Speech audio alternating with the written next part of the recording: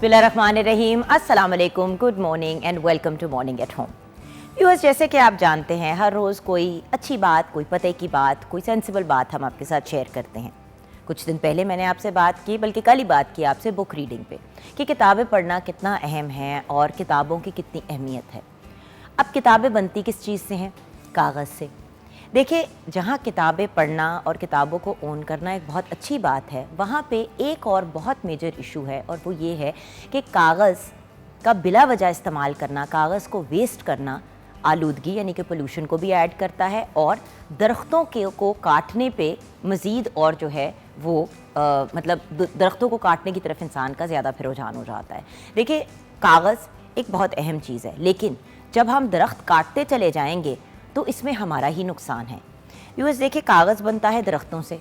दरख्त हमारी ज़िंदा रहने के लिए, हमारे मतलब इर्द गिर्द की हवा, आबो हवा को साफ़ रखने में एक बहुत अहम किरदार अदा करते हैं। सो दरख्तों को काटना ज़्यादती के ज़ुमरे में चला जाता है और अपनी ज़ात के साथ ज़्यादती के ज़ुमरे में चला जाता है। सो बिला वजह दरख्तों को काटना, अच्छा, बहुत से लोग ये भी करते हैं कि अपने घरों के बाहर अगर कोई दरख्त उगा हुआ होता है या घर के अंदर उगा हुआ होता है तो वो कहते हैं कि भाई हमें ये जगह बहुत ले रहा है, चलो इसको काट देते हैं। व्यूअर्स, प्लीज़, दरख्त को उगने में और बड़ा होने में एक टाइम लगता है। उसको बिला वजह काट के नुकसान आप अपनी ज़ात को भी दे रहे हैं और अपनी इन्वायरमेंट को भी दे रहे हैं। सो हवा का साफ़ होना, दरख्तों का होना, ये दोनों बड़ी ही इसेंशियल चीज़ें हैं। अब जब आप दरख्त काटते चले जाएंगे और कागज़ वेस्ट करते चले जाएंगे और रिसाइकलिंग का कोई कॉन्सेप्ट नहीं होगा तो आपका फॉरेस्ट कवर ख़त्म होता जाएगा। अब हमारे यहाँ दरख्त वगैरह जंगलात 3% है। हमारे जो मुल्क का इलाका है, जैसे कि अगर 100% है तो उसमें सिर्फ 3% जो है जंगलात है। इसका नुकसान ये है कि फिर हमें साफ़ हवा नहीं मिलती और फिर लाहौर का, कराची का जो नाम है वो टॉप आता है of the country, of the cities जो सबसे ज़्यादा आलूदा हैं या जिनमें सबसे ज़्यादा एयर पोल्यूशन है। सो इससे बचने के लिए कागज़ का कम इस्तेमाल करें। बहुत से लोग जो हैं वो कोई चीज़ प्रिंट करते हैं, एक साइड पे प्रिंट होती है और फिर उस कागज़ को इस्तेमाल करके फेंक देते हैं। हमने अपने घर में यही सिस्टम रखा है कि जैसे कि अगर कोई कागज़ प्रिंट किए जाते हैं, रखे जाते हैं, तो उन कागज़ात को हम इस्तेमाल कर लेते हैं और फिर उसके पीछे वाला जो एरिया है उसको आप बच्चों की कलरिंग, ड्राइंग, अपने नोट्स वगैरह दूसरी चीज़ों के लिए भी यूज़ कर सकते हैं। तो पेपर को अगर फ्रंट एंड बैक दोनों से आप यूज़ करेंगे, दूसरे साइड से यूज़ करेंगे, तो एक हद तक आप पेपर को के यूज़ को आधा कर देंगे। उसके अलावा हर चीज़ कागज़ पे लिखनी ज़रूरी नहीं है। अब बहुत से बिल्स, बहुत सी चीज़ें ऑनलाइन हो गई। पिछले दिनों मुझे अपनी बैंक से मैसेज आया कि उन्होंने अब पेपरलेस जो है वो स्टेटमेंट का सिस्टम कर दिया, यानी कि ईमेल में जो है वो बैंक स्टेटमेंट आया करेगी। देखिए, इतनी बड़ी 4-5 पेजेस की बैंक स्टेटमेंट का हमने क्या अचार डालना है? Eight the end of the day अगर वो आपके पास ऑनलाइन ईमेल पे आ जाती है तो एक बेहतरीन ऑप्शन है। जहाँ पे सोशल मीडिया वगैरह के बारे में मैं अक्सर नेगेटिव बातें करती हूँ, बिकॉज मुझे यही होता है कि भाई हम एक दूसरे को टाइम नहीं देते, लेकिन जब बात आती है काम करने की, बच्चों की असाइनमेंट्स की, अब बहुत से स्कूल्स ऐसे हैं जिन्होंने बच्चों की असाइनमेंट वो कहते हैं कि हमें ईमेल कर दें। मेरे बेटे के स्कूल में, हमज़ा के स्कूल में, जब असाइनमेंट होती है, असाइनमेंट मुकम्मल करके ईमेल करनी होती है, यानी कि कागज़ फिर भी इस मामले में भी ज़ाया नहीं होता।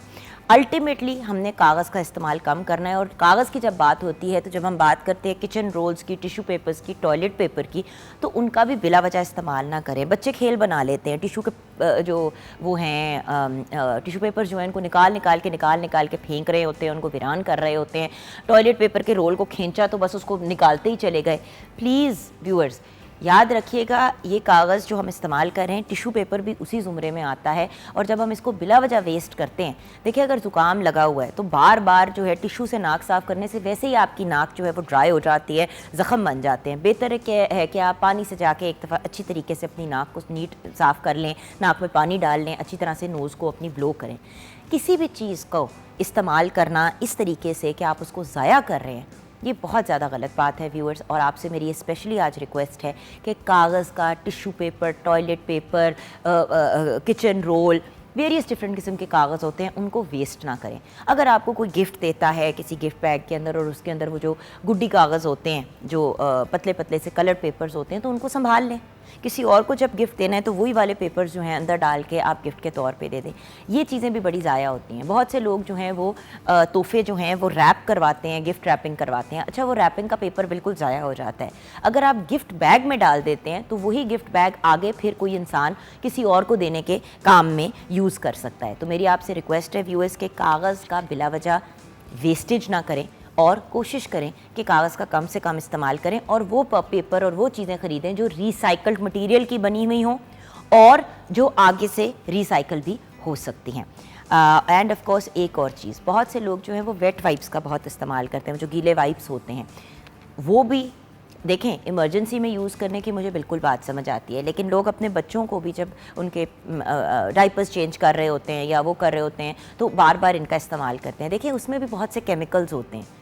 सो सैनिटाइज़ करने के पॉइंट ऑफ व्यू से तो मैं अंडरस्टैंड करती हूँ कि कभी कभार बंदा यूज़ कर लेता है, लेकिन अगर आप हफ्ते में एक पूरा पैकेट जो है वो वेट वाइप्स का ज़ाया करें तो वो भी एक वेस्टेज के ज़ुमरे में जाता है। बच्चों को अगर आपने चेंज कराना है डाइपर वगैरह और उनको साफ़ करना है तो वॉशरूम ले जाके करें, बाथरूम ले जाके करें, वहाँ पर उनको नीट एंड क्लीन करें। उससे रैशेज़ भी कम होंगी और उसके साथ साथ अगेन कागज़ का कम इस्तेमाल होगा क्योंकि वो भी उसी चीज़ के ज़ुमरे में आता है। सो आपसे रिक्वेस्ट है कि कम से कम कागज़ का इस्तेमाल करें, कम से कम वेस्टेज करें। देखिए इस दुनिया में जो वसाइल है ना वो उतने ही हैं जितने हैं, वो एकदम से इंक्रीज़ नहीं हो जाने, और दरख्त को उगने में बहुत वक्त लगता है और फिर उसको काट देना अगेन एयर पोल्यूशन की तरफ वो चीज़ आती है। और उसके साथ साथ जब आप दरख्त वगैरह काटते हैं तो हम तो बात करते हैं शजरकारी की कि भाई आप दरख्त लगाएं, तो जब हम ये चीज़ें करते हैं तो इनडायरेक्टली हम खुद दरख्त कटवा रहे होते हैं। सो कागज़ का इस्तेमाल कम से कम करें और कागज़ से बनी हुई अशिया का। आइए किचन की तरफ बढ़ते हैं जहाँ पे हमारा इंतज़ार कर रही हैं शेफ़ महम तनवीर। अस्सलाम वालेकुम महम। वालेकुम सलाम, कैसे हैं? बिल्कुल ठीक। अच्छा, आज हम बात करें वेस्ट कम करने की। तो जब हम चीज़ें वेस्ट करने की बात करते हैं तो किचन में भी व्यूअर्स आपसे रिक्वेस्ट है कि वेस्टेज को कम से कम रखें। आप जो भी चीज़ें बनाते हैं, जैसे लोग क्या करते हैं कि आधा प्याज लिया किसी चीज़ को कट करने के लिए, फिर उसको छोड़ दिया और उसको फ़ौरन नहीं यूज़ किया, उसको 4-5 दिन रखा, वो ख़राब हो गया, उसको फेंक दिया। सब्जियां भी लोग जब कट करते हैं तो इतना ज़्यादा उसकी स्किन या उसके जो कवर होता है उसको उतार देते हैं कि वो बिल्कुल ही जो है ना इतनी सी अंदर सब्ज़ी रह जाती है और बाकी सारा वेस्ट हो जाता है।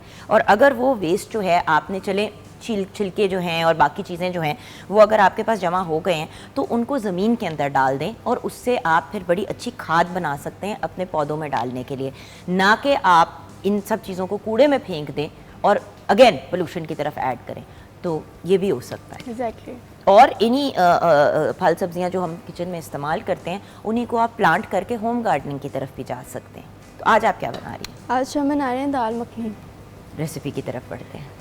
दाल मखनी के लिए चाहिए हमें माश की दाल 1 कप, लोबिया 1/4 कप, पानी हस्बे जायका हस्बे ज़रूरत, टमाटर 3 अदद, तेल 1/4 कप, दालचीनी 2 अदद, तेज़ पत्ते 2 अदद, ज़ीरा 1 चाय का चम्मच, प्याज 1 अदद, अदरक लहसुन का पेस्ट 1 खाने का चम्मच, चिकन क्यूब 2 अदद, सुरख मिर्च पाउडर 1 चाय का चम्मच, हल्दी पाउडर आधा चाय का चम्मच, धनिया पाउडर आधा चाय का चम्मच, नमक हस्बे जायका, कश्मीरी मिर्च आधा चाय का चम्मच, गरम मसाले का पाउडर 1 चाय का चम्मच, हरी मिर्चें 2 अदद, अदरक 1 टुकड़ा, पानी हस्बे ज़रूरत, कसूरी मेथी 1 खाने का चम्मच, मक्खन 2 खाने का चम्मच।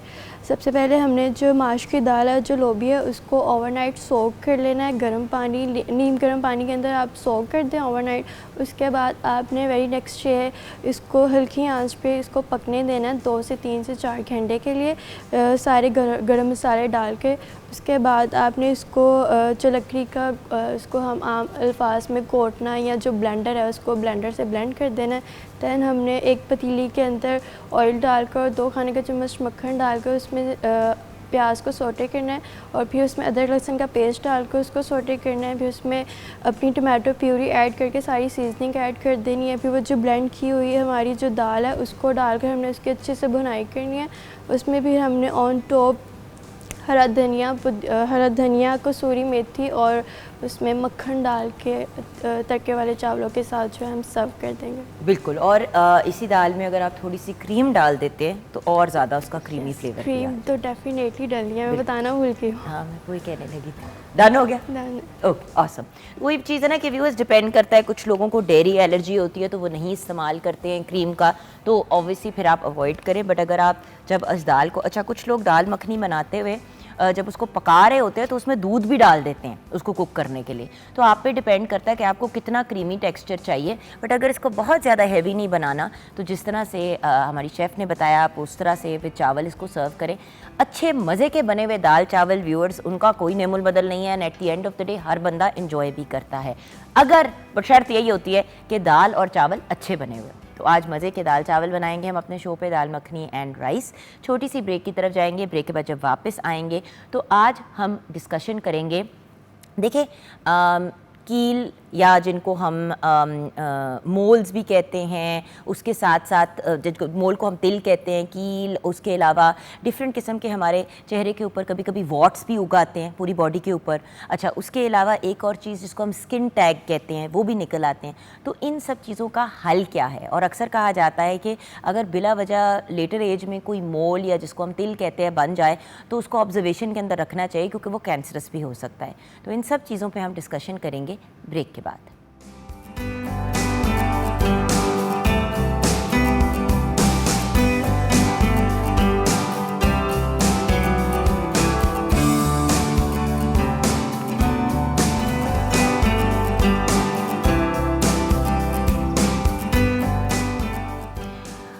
Welcome back viewers. क्या आप अपनी स्किन पे मौकों से या तिल से या किसी निशान से बहुत तंग हैं? व्यूअर्स देखिए, कुछ ऐसी चीज़ें होती हैं हमारी स्किन पे जो बिल्कुल नॉर्मल और नेचुरल होती हैं, जैसे कि अभी मैं डॉक्टर साहिबा से डिस्कस भी कर रही थी ब्रेक में, जो मौरूसी होती हैं, जेनेटिकली आप प्रीडिस्पोज्ड होते हैं। और कुछ चीज़ें होती हैं जो आउट ऑफ द ऑर्डिनरी एक एबनॉर्मल चीज़ निकल आती है। आप स्विमिंग करने के लिए गए, कुछ दिनों के बाद आपको पाँव में अजीब सा महसूस होना शुरू हुआ और फ़ौरन आपके पाँव पे फिर कुछ मौके जैसे जिनको हम वॉट्स कहते हैं निकलने शुरू हो गए। आप उनसे तंग हो रहे हैं, इरिटेट भी हो रहे हैं, लेकिन आप उनको चेक नहीं करा रहे और फिर केस बिगड़ जाता है तो तब फिर जाके उसका चेकअप करवाते हैं। इसी तरह अगर आपकी स्किन पे कोई ऐसा निशान है, कोई ऐसा मोल है जिसको हम तिल भी कहते हैं, जो पैदाइश से है, वक्त के साथ आप बड़े हुए, वो बड़ा हो गया, अब वो आपको तंग कर रहा है, वो आपको बॉदर कर रहा है, आपको लगता है कि वो आपकी अपीयरेंस को अफेक्ट कर रहा है, तो फिर हम क्या कर सकते हैं?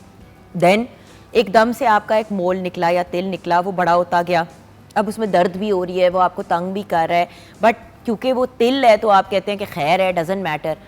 अब ये भी कहा जाता है कि बहुत से केसेस में जहाँ पे एक नया तिल निकल आता है या नया मोल निकल आता है तो उसको चेक ज़रूर कराना चाहिए, वो कैंसरस भी हो सकता है।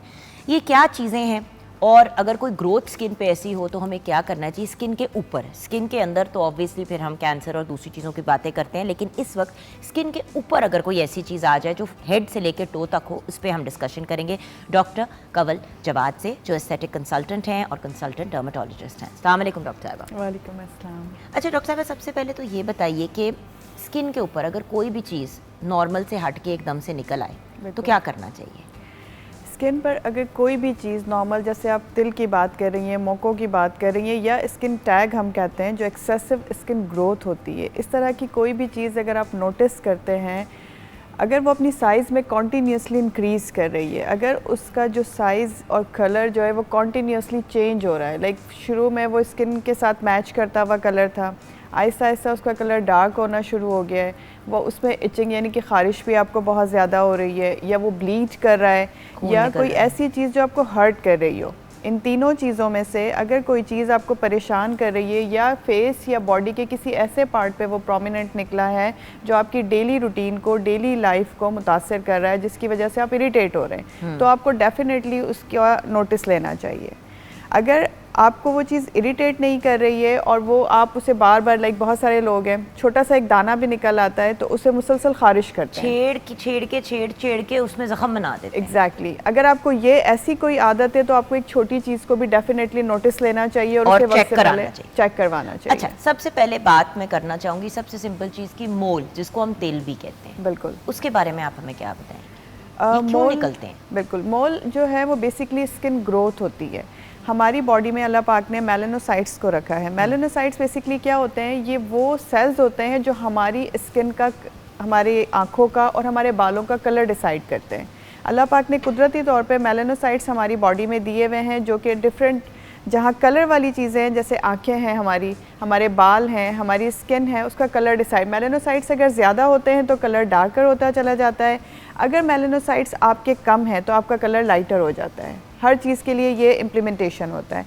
बट अगर यही मेलानोसाइट्स किसी जगह पे क्लस्टर यानी कि किसी जगह पे गुच्छे की सूरत में इकट्ठे हो जाएं तो उसे हम मोल का नाम देते हैं। मोल का नाम, बिल्कुल। अच्छा, तो पैदाइश पे फिर क्यों मोल होता है? इसलिए कि ये आपकी जेनेटिक्स से ट्रांसमिट होते हैं। अगर आपकी जीन्स में ये चीज़ है, आपकी फैमिली में, आपकी मदर में, फादर में, पीछे से अगर मेलानोसाइट्स इकट्ठे ज़्यादा किसी जगह पे उनको तिल निकलते हैं तो वही आगे उनकी औलाद में ट्रांसमिट हो जाता है। अच्छा, मोल्स के क्या कोई टाइप्स भी होते हैं? 4 टाइप्स होते हैं बेसिकली मोल्स के। एक कंजेनाइटल होता है जिसे आप कह रही हैं कि पैदाइश के टाइम से ही होता है, उसे हम कंजेनाइटल का नाम देते हैं, यानी कि वो आपको बाय बर्थ ही होगा, वो जेनेटिक्स से ट्रांसमिट होता है। दूसरे नंबर पे जो आता है उसे हम कहते हैं कि वो एक्वायर्ड होता है।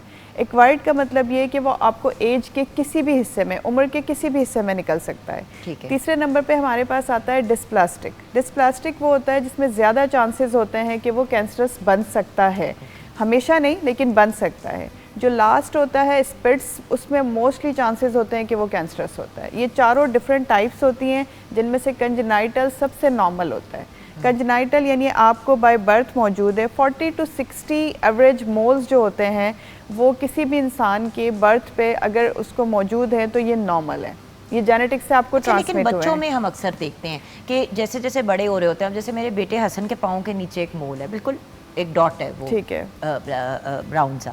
अच्छा, बेटी के मेरे एयरलोब के ऊपर है, 2-3 और जगह पे, बट ये पैदाइश पे नहीं थे, ये ठीक बाद है। में बने। बिल्कुल ऐसा होता है कि पैदाइश पे सम टाइम नहीं होते, मैंने आपसे कहा कि वो फिर एक्वायर्ड होते हैं, with the passage of time वो आपको आते हैं। लेकिन जो कंजेनाइटल होते हैं यानी जो पैदाइश के साथ होते हैं, आप देखते हैं बच्चों में ज़्यादा है, फिर जैसे जैसे वो एज अप होते जाते हैं वैसे वैसे उसकी ग्रोथ भी कम हो जाती है, उसका साइज़ भी रिड्यूस हो जाता है और सम टाइम वो डिसअपियर भी हो जाते हैं। तो ये नॉर्मल फिनोमिना है मोल्स के डेवलप होने का और मोल्स के ख़त्म होने का। अच्छा, मुझे याद है मेरी उंगली पे ना एक मोल होता था, मुझे याद नहीं है राइट था या ये इस वाली फिंगर के ऊपर, शायद आई थिंक पे राइट था या लेफ्ट था। अब वो पता नहीं, मैं बल्कि जब आज का टॉपिक था तो मैं बार बार ना अपना हाथ देखूं कि कहाँ था, कहाँ गया, बिल्कुल गायब हो गया, पता ही नहीं चलता। ऐसे ही होता है जो कंजेनाइटल, मैंने आपसे कहा ना कि जो 40-60 की तादाद में पैदाइश के टाइम मौजूद होते हैं ना, वो जैसे जैसे आप बड़े होते जाते हैं डिसअपियर हो जाते हैं। दिस इज़ नॉर्मल, ये बिल्कुल ऐसे ही होता है, जैसे जैसे आप बड़े होंगे वो गायब हो जाएंगे। ओके, तो और अगर हमने मोल को रिमूव कराना, बिल्कुल। थोड़ा सा ये भी बता दें, क्योंकि ऐसे कुछ मोल्स होते हैं व्यूअर्स जो दिखने में शायद इतने अच्छे नहीं होते। वैसे तो अल्लाह ताला ने हम सबको बहुत खूबसूरत बनाया है और हर इंसान जो है वो बहुत प्यारा है, लेकिन कभी कभी एक मोल होगा वो चेहरे के ऊपर इस जगह पे, नाक के साइड पे बड़ा सा होगा, या इधर कहीं, या होंठ के ऊपर को बहुत बड़ा सा होगा और बहुत ऑब्वियस होगा। बच्चियाँ अक्सर शादियों से पहले और इन चीज़ों, या कोई या लड़के भी ज़रा एज होती है 15-16 साल के होते हैं तो कहते हैं कि इसका हमें नहीं, ये बहुत तंग कर रहा है, हमने इसको रिमूव करना है। एग्जैक्टली, इसके बहुत सारे प्रोसीजर्स होते हैं। क्योंकि मेरी एक दोस्त के ना ये बाजू के ऊपर ना इतना बड़ा एक ब्राउन मोल था, फ्लैट था लेकिन इतना बड़ा ब्राउन कलर का मोल था, उसने भी पता नहीं क्या कराया, वो बिल्कुल क्लियर हो गया। बिल्कुल ये चले जाते हैं, ऐसा नहीं है कि ये ख़त्म नहीं होते। अगर कोई भी मोल ऐसा है जो आपकी, मैंने बताया ना कि कोई जो आपकी डेली रूटीन को मुतासिर कर रहा है, आपके फेस पे ख़ास तौर पे अगर कोई ऐसा मोल है, तिल है, जिसे आप रिमूव करवाना चाहते हैं, जिसका साइज़ इंक्रीज़ हो रहा है या उसका साइज़ शुरू से ही बड़ा है और आप उसे रिमूव करवाना चाहते हैं, उसके लिए हमारे पास क्रायोथेरेपी होती है। कुछ केमिकल पील्स ऐसी हैं जिन्हें हम अप्लाई करते हैं और मोल्स आपके रिमूव हो जाते हैं। इलेक्ट्रोकॉटरी एक प्रोसीजर है जिसके थ्रू, मतलब कॉमनली हम इलेक्ट्रोकॉटरी यूज़ करते हैं या क्रायोथेरेपी यूज़ करते हैं। ये दोनों प्रोसीजर्स ऐसे हैं जिसका में उस वक्त आपका प्रोसीजर हाफ आवर का अगर बहुत छोटा या 1-2 हैं, और 1 आवर का, इससे ज़्यादा का नहीं होता। ठीक है, उसमें हम लोकली समटाइम अगर बहुत बड़ा साइज़ है तो लोकली एनेस्थीसिया लगा देते हैं और उसे कॉटरी के थ्रू रिमूव कर देते हैं। और अगर क्रायोथेरेपी करते हैं तो मोस्टली उसमें फिर हमें एनेस्थीसिया देने की ज़रूरत भी नहीं होती है। लेकिन आपने जैसे कहा कि बच्चियाँ शादी से उभरे हुए कभी गोल गोल बड़े बड़े मोल भी होते हैं। एग्जैक्टली, सम टाइम फिर हमें सर्जिकली उन्हें रिमूव भी करना पड़ता है। सबसे पहले हम उन्हें सर्जिकली रिमूव करते हैं और फिर नीचे से हम उन्हें लेज़र या कॉटरी कर देते हैं। उससे ये होता है कि क्योंकि तिल में ये टेंडेंसी होती है मोल में कि उनमें रिकरेंस के चांसेस ज़्यादा होते हैं, यानी एक मरतबा अगर आपने रिमूव करवाया है तो इट्स नॉट कंपल्सरी कि वो बार बार नहीं होगा, वो बाद में आ सकता है दोबारा। सो हमने डबल उसे देना होता है, प्रोसीजर में डबल कवर करते हैं कि सर्जिकली भी रिमूव कर देते हैं और फिर हम उन्हें कॉटरी या लेज़र भी कर देते हैं। तो यानी कि मोल तो टेंशन वाली चीज़ नहीं, टेंशन नहीं है, बट अभी आपने कहा जैसे बच्चियां शादी से पहले, तो ये मोस्टली ऐसा होता है, आती हैं लेकिन वो 1 महीना पहले या 1 वीक या 2 वीक्स पहले रिमूव करवाती हैं। तो जब भी आपने स्किन से एक प्रोमिनेंट चीज़ को रिमूव करवाना है, चाहे वो लेज़र हो या कुछ भी हो, अपने आप को वो 6 अपना महीने की निशान माजन देगा। दे। बिल्कुल, तो उसके लिए आप ज़हनी तौर पे तैयार रहें कि वो निशान चला जाएगा with the passage of time, लेकिन एटलीस्ट आपने 6 मंथ्स का टाइम देना है। सो टाइम ड्यूरेशन देख के आए उसे रिमूव करवाने के लिए। बिल्कुल। ये जैसे कि एक तस्वीर है हमारे पास, या ये अगर मैडम आप देखें तो Sure. ये क्या चीज़ है?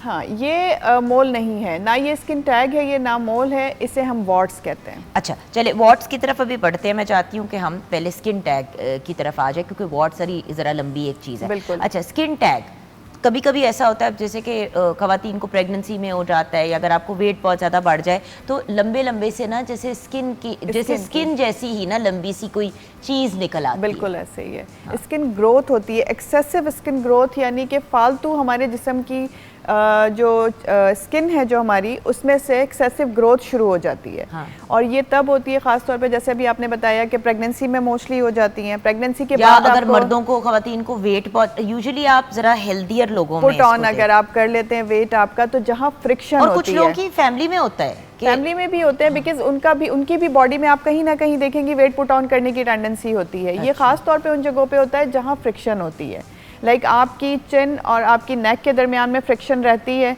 तो इन जगहों पे आपको प्रोमिनेंटली होगा। अंडर आर्म्स में ये प्रोमिनेंटली होता है, अंडर थाइज में ये प्रोमिनेंटली होता है। हर वो जगह जहाँ फ्रिक्शन है वहाँ excessive hair growth.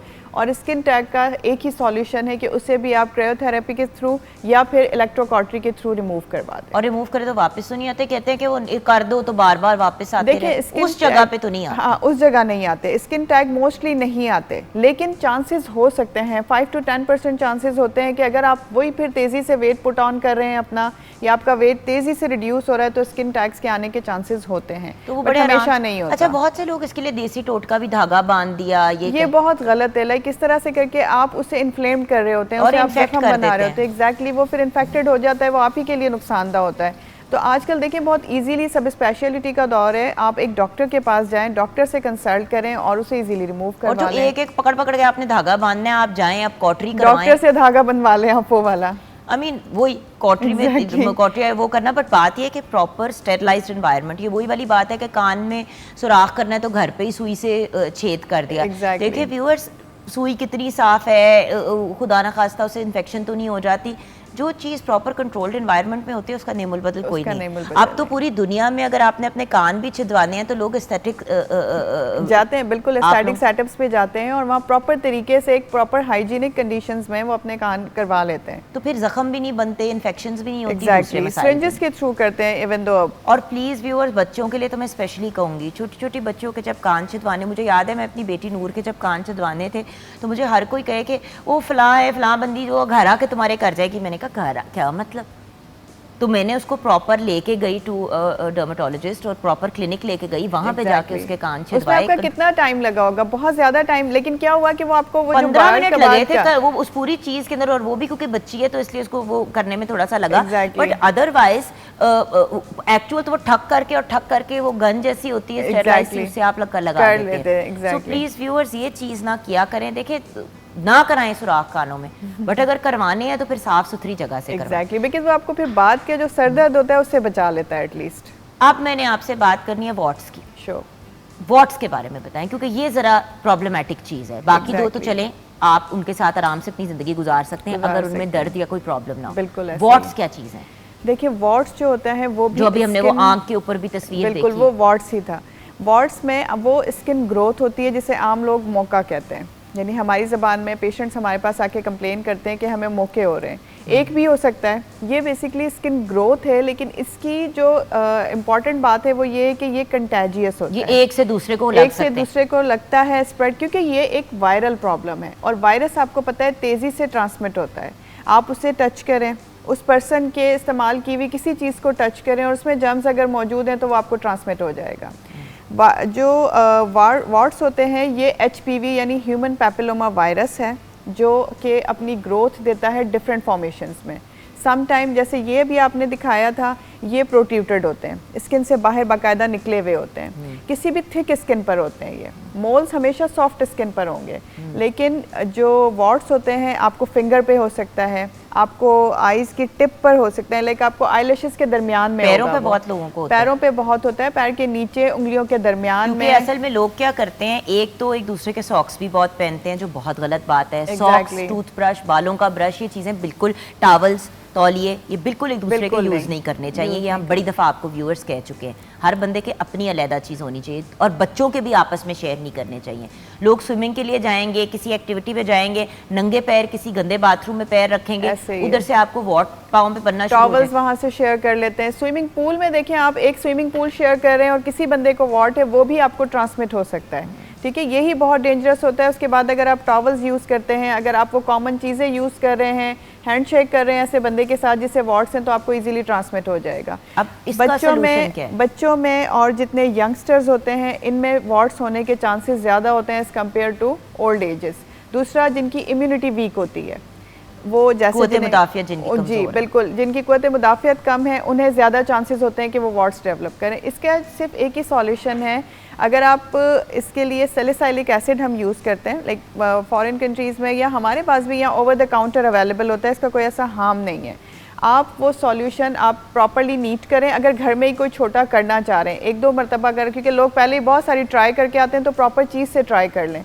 Salicylic acid आप अप्लाई करें वॉट्स के ऊपर, लेकिन जिस तरह ये आँख पे था ऐसी जगहों पर नहीं। अगर हाथ या पाँवों पे कहीं है तो आप कर सकते हैं।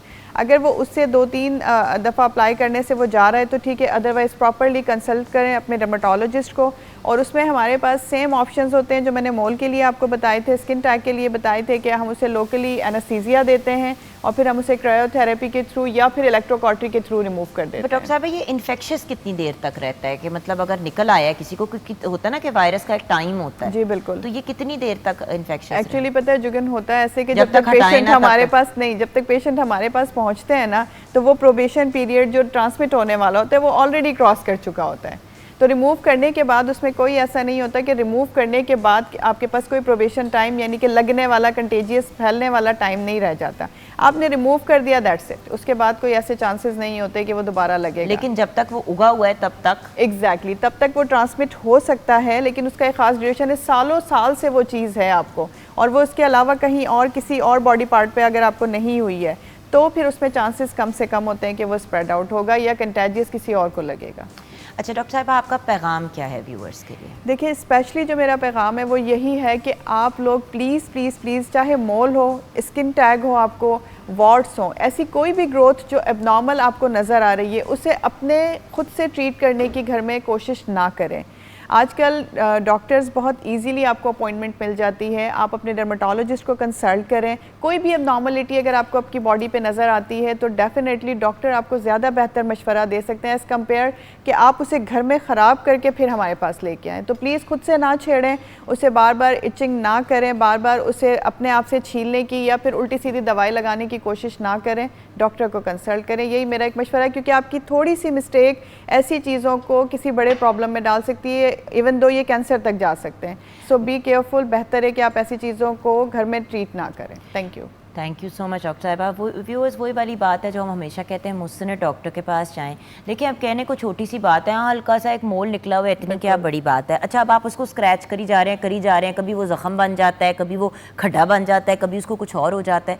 तो व्यूअर्स, अपने जो आपने बाद में डॉक्टर के पास जाके दवाइयाँ भी लेनी है और एक नुकसान भी उठाना है और अपनी ज़ात को भी तंग करना है, बेहतर नहीं है कि आप राइट टाइम पे डॉक्टर के पास जाएं जैसे ही आपको कोई चीज़ बॉदर करे। और बच्चों के केस में और इन चीज़ों में व्यूअर्स, जब भी बच्चों को चेंज कराएं, नहलाएं धुलाएं, ज़रूर चेक करें। बच्चों से पूछें रेगुलरली कि बेटा कोई रैश, कोई ऐसी चीज़, कोई इशू तो नहीं है। बच्चे ऑब्वियसली एक एज आती है जब वो खुद अपने आप को चेंज करना शुरू हो जाते हैं, खुद मतलब इंडिपेंडेंट हो जाते हैं। तो ऑब्वियसली मदर्स जो हैं फिर उस स्टेज पर, स्पेशली लड़के जो होते हैं, बेटों का तो नहीं, फिर वो इस तरह जाके देखती वट एवर, बट फिर बच्चों से रेगुलरली कम्युनिकेट करें, उनसे बात करें, उनसे पूछें, और उनको बच्चों को पता होना चाहिए कि अगर कोई भी चीज़ उनको बॉदर कर रही है वो आके आपसे डिस्कस कर सकते हैं। जब आप ये वाली उनके साथ एक रखेंगे नहीं रिलेशनशिप, तो फिर वही वाला इशू आता है ना कि फिर जब भी कोई इशू, कोई प्रॉब्लम हुआ करेगा तो वो आपको नहीं बताएंगे और वो फिर मामला ख़राब हो जाएगा। अक्सर टीनेजर्स और यंग बच्चियों में ये मामलात होते हैं, वो इग्नोर करते हैं, फिर वो बिगड़ जाते हैं, फिर कुछ मेजर चीज़ करनी पड़ती है। और याद रखें, जो चीज़ शुरू के स्टेज में कॉटराइज करेंगे, रिमूव कराएंगे, वो निशान नहीं छोड़ेगी, लेकिन जब बहुत बड़ी हो जाएगी और बहुत ऑब्वियस हो जाएगी तो नॉर्मल सी बात है, आप उसे रिमूव करेंगे तो कोई ना कोई निशान तो वो छोड़ेगी। तो राइट टाइम पे, और स्पेशली बच्चियाँ जो शादियों से पहले कोई मोल या कोई ऐसी चीज़ रिमूव कराना चाहती हैं, आप एटलीस्ट 6 मंथ्स पहले जाएँ ताकि रिकवरी का टाइम हो और फिर आपको बेसों से और कंसीलर से उन चीज़ों को छुपाना ना पड़े। एग्जैक्टली। थैंक यू डॉक्टर साहिबा। व्यूअर्स, हम ब्रेक की तरफ जाएंगे। ब्रेक के बाद जब वापस आएंगे तो चलेंगे अपने हिस्ट्री लेसन की तरफ जो हम हर रोज़ लेते हैं रिलेटेड टू पाकिस्तान।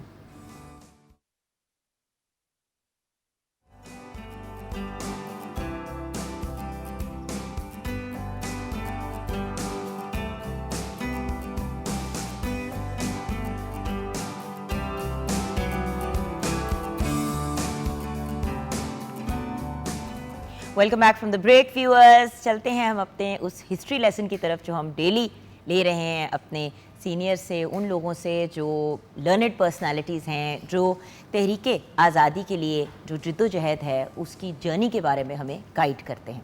आइए मुलाकात करते हैं अपने बहुत ही प्यारे गेस्ट से।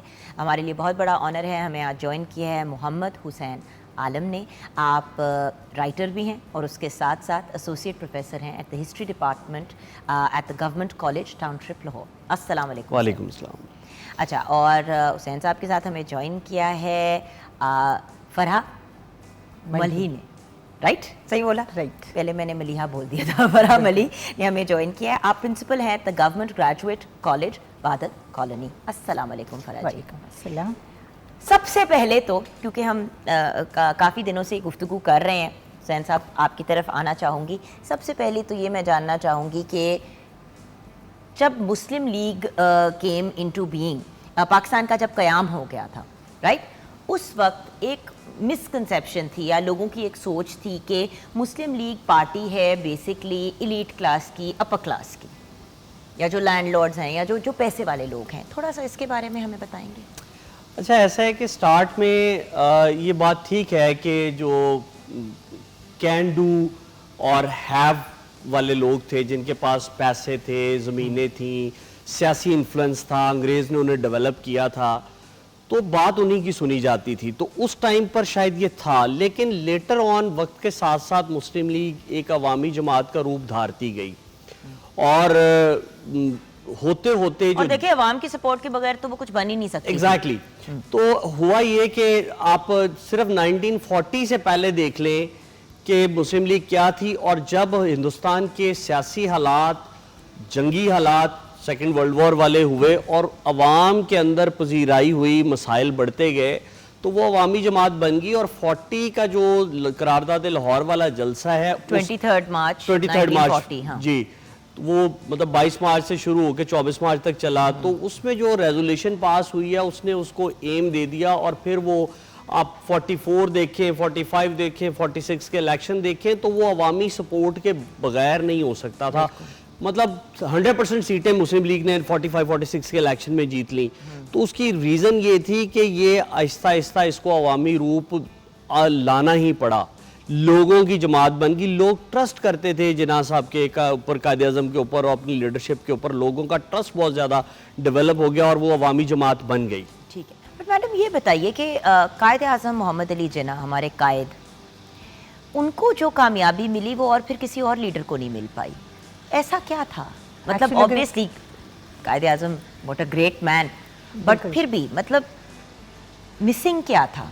एक्चुअली अगर आप देखें तो कायद आज़म मोहम्मद अली जिन्ना ने जब ये सोचा, कांग्रेस ज्वाइन की, कांग्रेस से निकल के मुस्लिम लीग में आए, और जब कांग्रेस छोड़ के मुस्लिम लीग में आए तो दैट वाज द टाइम जब उन्होंने रियलाइज़ किया कि यहाँ पर रहकर they have to have their own party, मुसलमानों को अपनी पार्टी बनानी ज़रूरी है। अब वो जो एक उनका अवाम का फेथ था कायदे आज़म के ऊपर, वो सारे का सारा फेथ लेके चले। बिकॉज मुझे लगता है कि कायदे आज़म की वो स्पीचेस जो उन्होंने 1947 से पहले और 1947 के बाद रेडियो पर की हैं, उनका जो वे ऑफ टॉकिंग था वो अंग्रेज़ी में बात कर रहे होते थे, लेकिन अवाम फिर भी उनकी तकरीरों को रेडियो पर बैठकर सुन रहे होते थे। ये वो मोहब्बत थी कायदे आज़म के साथ, एक्चुअली वो ट्रस्ट था, उनकी वो जो ऑनेस्टी की कहेंगे वजह से, ठीक ही कहेंगे, चाहे हमें बात समझ आए या ना आए, बिकॉज ऑनेस्टी Language समझ उनकी आए और ना। उनका जो इतबार था उनके ऊपर अवाम को वो बहुत ज़्यादा था कि हमारे लिए कोई ऐसा स्टेप नहीं लेंगे जो मुसलमान कौम के लिए और पाकिस्तान के लिए जो है वो नुकसानदेह साबित हो। तो दिस वाज द रीज़न कि कायदे आज़म के लिए वो ट्रस्ट जो था वो अवाम का जो था वहाँ पर मौजूद था। कायदे आज़म जी जी हाँ, जी जी मैं मैडम। इस पे इसी पे कंटिन्यू करूंगा जो मैम ने बात की अच्छा, है। जैसे फिर मैम को बात कंप्लीट कर हाँ। लेते थे, फिर मैं आपके पास आऊंगी। जी और जी उसमें मैडम। फिर ये है कि कायदे आज़म के बाद फिर हमें लीडर्स ऐसे मिलते रहे कि जिनके ऊपर आवाम को ट्रस्ट हुआ, लेकिन ट्रस्ट होने के साथ साथ फिर ये हुआ कि वो ट्रस्ट ब्रीच होता रहा। तो वो ट्रस्ट ब्रीच होने के बाद फिर आवाम का वो वाला इत्मीनान और मोहब्बत जो थी वो अपने लीडर्स के साथ शायद उस तरह से कायम नहीं रह सकी। हालांकि आप कायदे आज़म को भी देखें कि जब वो पाकिस्तान बना और देखिए, सब इस कुछ, किस्म के ग्रेट लीडर सेंचुरीज में एक दफ़ा पैदा होते हैं। जी बिल्कुल। अब You're right. बात यह है कि मतलब मुझे दुख इसलिए होता है क्योंकि हम जो एक्सपेक्टेशंस फिर दूसरे रीडर से रखेंगे। देखिए, एक इंसान जिसका कद काट, बाय दैट आई मीन उनका एक Mentor स्टैचर बन इतना गया हाई ना, है। बिल्कुल। अब कायद या अल्लामा इकबाल या सर सैयद अहमद, मतलब इन लोगों को अगर हम देखें तो ये सारे लोग जो हैं, इन्होंने एक लियाकत अली खान हो गए, अब ये सारे लोग जो हैं ये एक सर्टेन लेवल के लोग थे, उस लेवल पे compete नहीं किया जा सकता। क्योंकि वो मेंटोर थे आपके, आप उन वो लेजेंड्स थे, आप उनको कॉपी कर सकते हैं, आप उन जैसा बनने की कोशिश कर सकते हैं, लेकिन शायद वैसा बन नहीं पाते। जी सर। हाँ, ऐसा है कि जो आपने बात बड़ा एक वैलिड क्वेश्चन किया है कि एक आम बच्चा भी समझता है कि हमें हिस्ट्री पढ़ाते हुए बड़ी बड़ी शख्सियात बताई जाती हैं और बाद में जो लीडर्स आए उनसे क्या गलतियाँ हुई। बात यह है कि लीडरशिप कुर्बानियाँ मांगती है। लीडरशिप का मतलब यह है कि वो लोगों के साथ खड़ा हो, उसकी ज़ाती ज़िंदगियाँ ख़राब होती हैं। आप जिन्ना साहब की, कायद-ए-आज़म मोहम्मद अली जिन्ना की अगर हम बात करें तो उनकी ज़ाती ज़िंदगी बर्बाद हुई। आप उनकी रती जिन्ना ने तन्हाई काटी, बेटी से उन्होंने असूलों की बुनियाद के ऊपर काफ़ी देर कता ताल्लुक़ रखा, उसके अलावा अपनी सेहत कॉम्प्रोमाइज़ की। मुस्लिम लीग के जलसों में ट्रेन के ज़माने में ट्रैवल करना, मतलब हवाई जहाज़ नहीं थे कि एक जगह से बैठे और दूसरी जगह फ़ौरन पहुंच गए। कातलाना हमला भी एक बार हुआ। तो ज़ाती ज़िंदगियां, फिर टीबी हो गई तो उन्होंने अपने डॉक्टर से कहा कि ये किसी को बताना नहीं है, वरना ये पाकिस्तान का जो बनने का अमल है इसको स्लो करके तो ये आगे ले जाएंगे और ये हमारी ज़िंदगी में नहीं होगा। तो लोगों में या लीडरों में और जिन्ना साहब में और अल्लामा इकबाल या बाकी इस कैलिबर के जो लीडर थे, उन्होंने ज़ाती ज़िंदगियों की कुर्बानियाँ दी, जो कहा वो किया। अच्छा, लेकिन आम तौर पे हिंदुस्तान के, और नहीं आम तौर पे नहीं बट कुछ लोग ये ज़रूर कहते हैं, हर बंदा बिल्कुल भी नहीं कहता, हिंदुस्तान के और पाकिस्तानी स्कॉलर्स में पाकिस्तान के क़याम के बाद उन्होंने जिन्ना साहब को एक तरह से उनकी ये गलती कंसिडर की, एक सियासी मिस्टेक कंसिडर की कि मुस्लिम लीग और कायदे आज़म ने नेशनलिज़म को छोड़ के मज़हब के बेस के ऊपर ये जो मुतालबा किया, ये क्यों किया और ऐसे नहीं करना चाहिए था। इसके बारे में आप कहेंगे? भाई हम तो 100% इस सपोर्ट में है कि हमें एक आज़ाद मुल्क मिला और हमें एक आज़ाद फ़िज़ा में सांस लेने का मौका मिला, जहाँ पे हमारा ओपिनियन, हमारे right of to vote, right to live, सारी चीज़ें रिस्पेक्ट की जाती है। लेकिन कुछ लोगों का ये ओपिनियन क्यों है? अच्छा, ऐसा है ये एक्चुअली अगर देखा जाए तो ये इंडिया के लिए भी बड़ी अच्छी चीज़ रही, पाकिस्तान के लिए भी बड़ी अच्छी चीज़ रही, अपने अपने तरीके से आप लोग अपनी ज़िंदगी जी हैं। एग्रीड। अब ऐसा है कि ऑल एंड सडन हुआ नहीं। अगर आप 1857 की वॉर ऑफ इंडिपेंडेंस देखें तो हिंदुओं मुसलमानों ने दोनों ने इकट्ठा रिवोल्ट किया, या आप उसको जंग आज़ादी समझ लें। कामयाब हो जाती तो जंग आज़ादी थी, चूँकि नाकाम हुई तो उसको बगावत का अंग्रेज़ ने नाम दिया, तो इकट्ठा साथ दिया। लेकिन मलबा सारा मुसलमानों पे डाल दिया गया, पहली बात। उसके बाद उर्दू हिंदी तनाज़ा होता है 1867 में, उसके ऊपर भी मुसलमानों की ज़ुबान को, चूँकि उसका रस्मुल ख़त अरबी की तरह था, उसके ऊपर डिसीव हुए हम, मुखालफत हो गई, हिंदी का हो गया, जबकि अगर देखें तो ज़बान ऑलमोस्ट एक ही है। एक ही है। अच्छा, फिर उसके बिला बाद वजह ये क्या ज़रूरत उसके बाद हम थोड़ा और आगे चलते हैं। मतलब ऑल एंड सडन ये पाकिस्तान का मुतालबा सामने नहीं आया। इसके पीछे ये जो हिस्ट्री बता रहा हूँ, ये सुनने वाला चंक है, नई नस्ल के लिए भी मैं समझता हूँ कि इसको समझना बड़ा ज़रूरी है। फिर हम चले आगे और हमारे दरमियान हमने कहा कि जी हमें राइट ऑफ सेपरेट इलेक्टोरेट चाहिए। 1906 वाला जो 1906 हाँ जी 1906 शिमला वफ्द के अंदर हमने मुतालबा किया था, 1909 में हमें मिल गया। उसको नहीं माना हिंदू अक्सरियत ने, और फिर मिसाके लखनऊ होता है दोनों पार्टियों के दरमियान, उसके अंदर कहा जी हम आपका ये राइट मान लेंगे, लेकिन 1918 में फिर इस पे डिसीव कर दिया। बात कि लखनऊ पैक्ट हुआ, एक अंडरस्टैंडिंग हुई और उसको फिर ऑनर नहीं किया गया। नहीं ऑनर किया गया। थोड़ा और आगे चलते हैं, जब साइमन कमीशन आया और नेहरू रिपोर्ट आती है तो उसके अंदर मुसलमानों के जो मिनिमम मुतालबात थे उसे भी डिसीव कर दिया गया, जिसके नतीजे में फिर 14 निकात आए जो बड़े मशहूर सूरत कहते हैं, कल हमने उन पे बात की थी। हाँ जी, बड़े लंबे। और फिर 1937 में जब कांग्रेस मिनिस्ट्रीज बन जाती हैं उसके अंदर हाँ, इससे पहले आपकी 2 गोलमेज कॉन्फ्रेंसें 3 होती हैं, जिनमें से एक में जिन्ना साहब होते हैं और उसमें भी हमारे मिनिमम मुतालबात नहीं माने जाते। फिर जाकर 1937 में मुस्लिम लीग के वजूद को मिटाने की बात होती है, और 1940 की जो रेजोल्यूशन है वो इस सारे पीछे हिस्टोरिकल बैकग्राउंड के बाद बनती है। क्योंकि याद रखिएगा व्यूअर्स के कायद भी एक बहुत तवील अरसे तक, बहुत लंबे देर तक कोशिश करते रहे कि हम आपस में अमन से रहें। जब बार बार चीज़ को देखें, ये वही वाली बात है, अगर आप पेरेंट्स के पॉइंट ऑफ व्यू से देखें, हम अपने पेरेंट्स के पास जाते हैं, उन्हें एक बात कहते हैं, वो कहते हैं ठीक है डन है, फिर वो नहीं करते, फिर वो कहते हैं ठीक है डन। तो अल्लाह माफी दे, माँ बाप पे भी एतबार उठ जाता है इंसान का कि जी वो तो कहते रहते हैं करते नहीं है। तो इधर तो प्रॉपर रिटर्न चीज़ों को निगेट कर दिया जाता था। तो ये सीखा फिर कि इसका हल फिर एक ऐसा ही है कि इन दोनों को अलग-अलग कर दिया जाए। ये बहुत ज़्यादा लंबे अरसे, अगर 47 में पाकिस्तान ना भी बनता ना तो बहुत लंबे अरसे तक इसे डिले नहीं किया जा सकता था। ये मुसलमानों की जो सेपरेट आइडेंटिटी थी, जब उसका क्वेश्चन आ गया, और जो पिछला हिस्टोरिकल बैकग्राउंड है कि आप 1857 से लेके 1947 तक आप देखते आ रहे हैं कि आपको बार बार निगेट किया जा रहा है, आपकी सेपरेट आइडेंटिटी ख़त्म करने की कोशिश की जा रही है, आपके साथ किए हुए मुआहदों के ऊपर अमल नहीं होता, तो फिर अंदाज़ा हुआ कि हमें नेशनलिज्म से सेपरेटिज्म या मुस्लिम सेपरेटिज्म की तरफ जाना है। जी मैडम। जी, मैं एक बात करना चाहूँगी कि कायदे आज़म ने actually he started with the table talk, कि हम मेज़ पे बैठ के हम एक महज़ब कौम की तरह हम इसका हल ढूंढ सकें।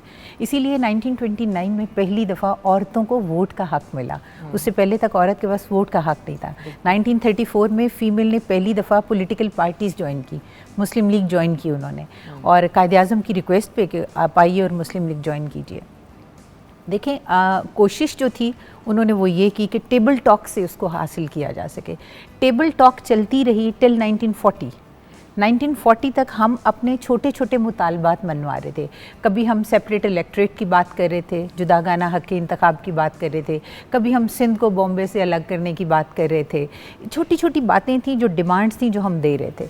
लेकिन 1940 में पहली दफ़ा हमने ये बात की कि no, we need a separate homeland, हमें एक अलग मुल्क चाहिए। दैट इज़ द रीज़न कि आप देखें पिछली जितनी भी जदोजहद थी वो उसमें बहुत टाइम लगा, लेकिन 1940 में जब मंजिल सामने आ गई कि we need a separate homeland, तो फिर उसके बाद 7 साल के अरसे में हम एक अलग वतन हासिल करने में कामयाब हो गए। फातिमा जिन्ना का रोल इस पूरे मामले में क्या था? और एट वन पॉइंट तो आपने अपनी प्रैक्टिस, अपना सब कुछ छोड़ के अपने भाई के साथ लिटरली एक चट्टान के साथ की तरह आके खड़ी हो गई। बहुत बड़ी सपोर्ट। अब जैसे अभी बात कर रहे थे, we are nothing without our support system. जी बिल्कुल। जब अभी बात हो रही थी की बात करें तो she is our female leader, she is one. अगर देखा जाए तो फातिमा जिन्ना ने जितना भी काम किया that was without any designation. कोई उस तरह से नहीं, उन्होंने डेजिग्नेशन नहीं लिया, ना मुस्लिम लीग में ना कहीं और। She was the one who was working with just to support her brother, तो अपने भाई को सपोर्ट करने के लिए काम करती नहीं। उसमें अभी जो बात हो रही थी कि कायदे आज़म ने एक अपनी फैमिली लाइफ जो थी उसको सेक्रीफाइस किया, उन्होंने अपनी बीवी को वो टाइम नहीं दिया, उन्होंने अपनी प्रैक्टिस जो थी उसको टाइम नहीं दे सके। He started working for the country, for the nation. अब उस वक्त में एक ऐसा तो शख्स उनके साथ था जिस पे उनको पता चलता था कि आई कैन फॉल बैक, क्योंकि जब आपकी वाइफ चली गई इमोशनल, तो उसके बाद I think she when she left, तब उन्होंने मोहतरमा फातिमा जिन्ना ने काम शाम सब अपना छोड़ के वो इमोशनल बिल्कुल उनके साथ खड़ी हो। जी बिल्कुल, वो इमोशनल सपोर्ट जो उनको हेल्थ में चाहिए थी, जो उनको पॉलिटिकल उनके उसमें चाहिए थी, जो उनका चल रहा था सारा, उसमें तो ये मोहतरमा फातिमा जिन्ना की एक बहुत बड़ी कुर्बानी है कि she left her practice everything and she started moving with कायदे आज़म। ताकि बाद वो में उनके उनकी साथ किताब मेरा भाई जो है वो बड़ी शानदार किताब है, छोटी सी किताब है, लेकिन उसमें ये सारी स्ट्रगल और जहाँ जहाँ उन्होंने सपोर्ट किया, वो वाकई जिन्ना साहब की जो शख्सियत का एक ख़ास पहलू, जो पीछे से इमोशनली स्टेबल होते थे, वो अपनी बहन से, एक फ़ीमेल से सपोर्ट लेते थे। तो पाकिस्तान के और क़याम आपके में अंदर जो एक सेंसिटिविटी भी क्रिएट हुई कि ख़वातीन और ख़वातीन के राइट्स और वटेवर, बिकॉज फीमेल एम्पावरमेंट के ऊपर जो हमारे कायद ने उस वक्त काम कर दिया, वो सच्ची बात है आज भी उस स्पेस पे और उस स्पीड पे कोई नहीं काम कर पाया। हाँ, असल में होता ही है कि मानने हम वाली बात है, देखिए जो एक्नॉलेज करने वाली बात है, हम क्योंकि पाकिस्तान की जब बात करते हैं तो बस इंडिपेंडेंस की बात करते हैं। उन सब चीज़ों में जहाँ पे यूथ का बड़ा इंपॉर्टेंट रोल था, तो ख़वातीन को रोल अदा करने का मौका दिया गया, वरना तो पहले ये होता ना आप घर बैठे, देखिए आपका कोई काम नहीं, और अगर कोई सीट मिलती भी थी तो वो दी जाती थी, आप इलेक्शंस के लिए नहीं खड़े हो सकते थे। देखिए पहली दफ़ा जैसे मैंने कहा कि 1929 में फ़ीमेल को वोट का हक मिला। हालांकि अगर देखा जाए तो 1857 की वो जो हम जिसको जंग आज़ादी कहते हैं, उसके बाद जब सर सैयद ने भी शुरू किया मुसलमानों की तालीम पे ज़ोर देना शुरू किया और सब कुछ, तो उसमें फ़ीमेल की जो औरतें, उनकी तालीम पे ज़ोर नहीं था। उन्होंने कहा कि पहले मर्दों को पे बात करेंगे, हाँ, फिर औरतों पे बात करेंगे। ये एक रियलिटी है, ये रियलिटी कि जिन्ना साहब ने प्रैक्टिकली अपनी बहन को एक फीमेल लीडर के तौर पे या एक राइट्स दिए उस तरीके से जो उस जमाने में मफकूद थे, तसव्वुर ही नहीं था। देखिए व्यूअर्स, इस बात पे ऑफेंड होने की जरूरत नहीं है कि राइट्स दिए, उस वक्त कोई राइट्स थे ही नहीं। तो दिए जाने का मतलब है कि एक ऑनर दिया, ये नहीं कि वो राइट्स उनके डे वन से थे नहीं। मतलब देखें, बेसिक ह्यूमन राइट है कि मेल फीमेल ट्रांसजेंडर जो भी हैं सब अपनी ज़िंदगी को एक बराबरी के लेवल पे आज जिएं। तो इसलिए मैं यंग लोगों को एक्सप्लेन करने के पॉइंट ऑफ व्यू से ये बात कह रही हूँ कि इस बात से ऑफेंड ना होइएगा कि हम कह रहे हैं कि उनको राइट्स दिए गए, मतलब उस वक्त तो कोई कॉन्सेप्ट ही नहीं था ना। बिल्कुल। और पहली जो फीमेल जो थी, उन्होंने 1940 में, जब अभी हम करारदाद पाकिस्तान की बात करते हैं, तो बेगम मोहम्मद अली जौहर जो थी, उन्होंने शिरकत की एज अ फीमेल, सपोर्ट भी की और शिरकत भी की उसमें मीनार पाकिस्तान पे जब ये जलसा हुआ। उसके बाद ये कि कायदे आज़म 1948 में उन्होंने कहा कि जी आप अपने लिए मुस्लिम लीग का एक विंग बनाएं।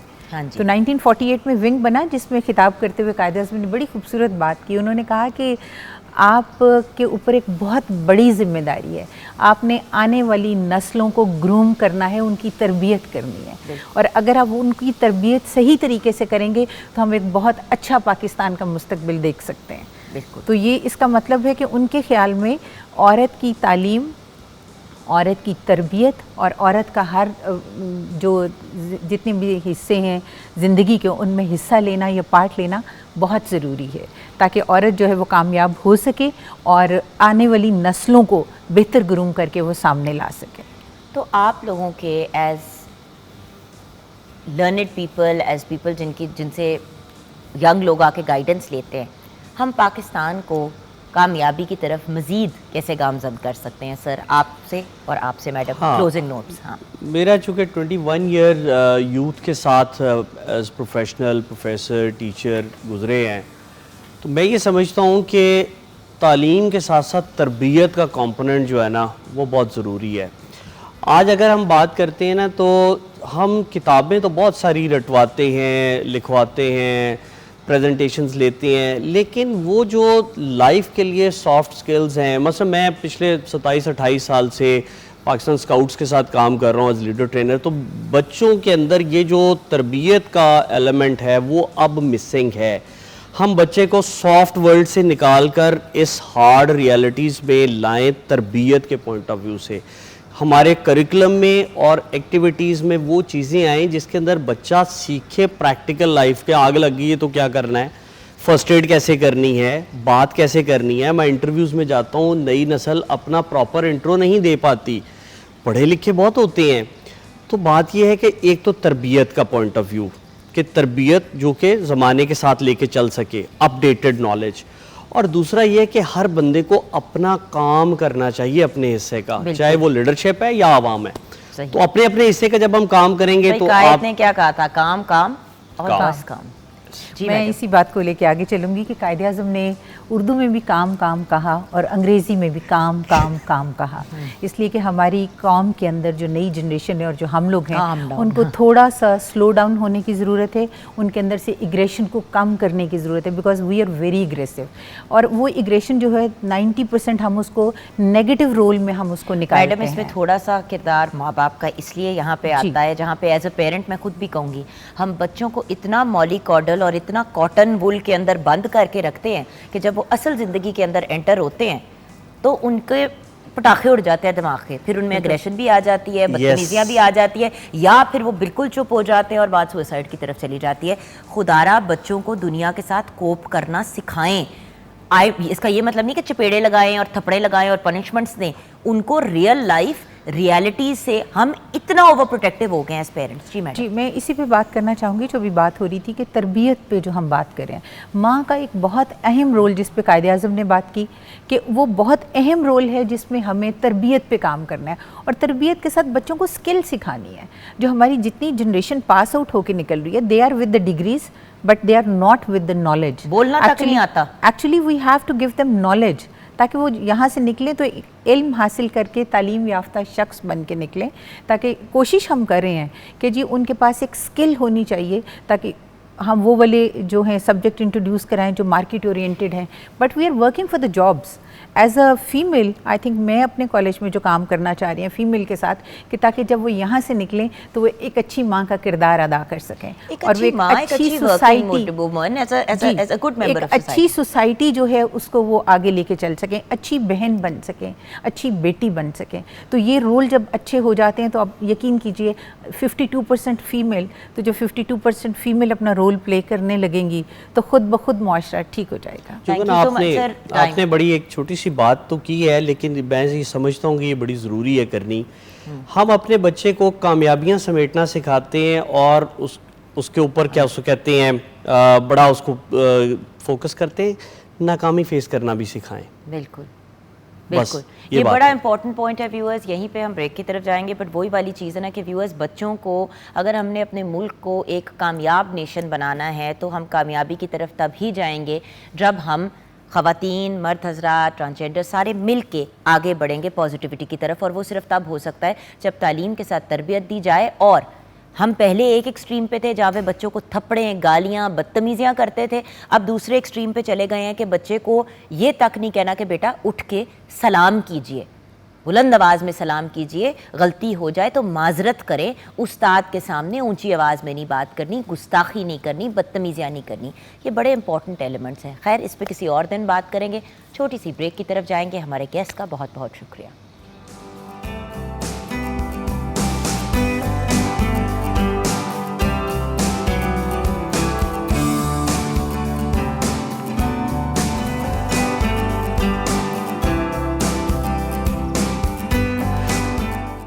क्या बात है, एब्सोल्युटली ब्रिलियंट। साथ ज़ियाई हमारे साथ हैं। आइए आइए साथ बैठिए। हमारे शो का बहुत इम्पोर्टेंट हिस्सा है। पहले भी आपने देखा सुर का सितारा जो हमने काविश की, उसमें he was one of the team leaders. He is absolutely brilliant, बहुत ही talented singer, composer and educationist हैं। अस्सलाम वालेकुम साहब। वालेकुम अस्सलाम, कैसी हैं आप? वैसे तो आपने इतना खूबसूरत जो है सलाम हमारे नेशन को पेश किया। ब्लेस यू, खुश रहें, आबाद रहें।